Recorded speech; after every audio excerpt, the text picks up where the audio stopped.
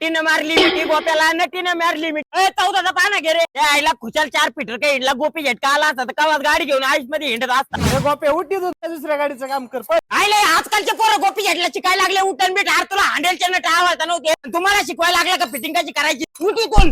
मालक जेवायला गेलाय मालक यायच्या आधी जर लवकर मला परत घरी जायला पेट्रोल नाही बाटलीत फुल पेट्रोल करून ठेवतो मी आलो मुतून 7 दिवस झाले तुझ्याकडे गाडी लावली आवऱ्याचं काम करून देतो म्हणला आणि कामाही नाही केलं अजून. अरे डांगरे 7 दिवस झाले लावली गाडी म्हणजे काय आमच्या उपकार केले का तुला जर 18 वर्षाच्या पोरावानी पळायला लावले तू पळशील का अरे ही गाडी म्हातारी झाली तुझ्यासारखी डायरेक्ट भांगाराची कान मिसळ पाव का तशी पण तुमची लय आबळ चालू आहे. अरे गोप्या तुला मी प्लेसमेंटचं काम सांगितलं होतं हे तो सीट खोललं गाडी माझी खराब करून टाकली बा. अहो बाबा तुम्ही खुशाल गोप्या पेट्रोलला अक्कल शिकवायला लागले अहो क्लच पेटचं काय म्हणलं शिटा खाली चाचीन क्लच पेट दिसत त्याची शीट नाही खोलल्यावर तुला अक्षरशः सांगतो काय गिरायक गोपी जेटवर एवढे पिझ्झा झाले का त्यांनी डायरेक्ट त्यांच्या भितडी गोपी जेटचा फोटो लावलाय गाडीचं काम चांगलं केलं म्हणून तर ते जाऊन देताना चहा पाता पैसे पण तुझे अजून माझी बोनी नाही झाली ना. गोप्या आपल्या गाडीत एवढं भारी काम करणार नादच कोळा झालं पाहिजे. अरे गोप्या पेट्रोल तर अजिबात नांदो करतो तू ही गाडी आजची खतरनाक करतो ना डायरेक्ट राकेटला सुद्धा ओव्हरटेक करून टाकीन तुला अक्षरशः सांगतो दुपारी घरी जेवायला गेलो आणि तिच्या बोळीतून आजची गाडी घातली तिला धुळतो जाणं दिसून दिली तरी ती मागं डोकं बघत होती बरं का.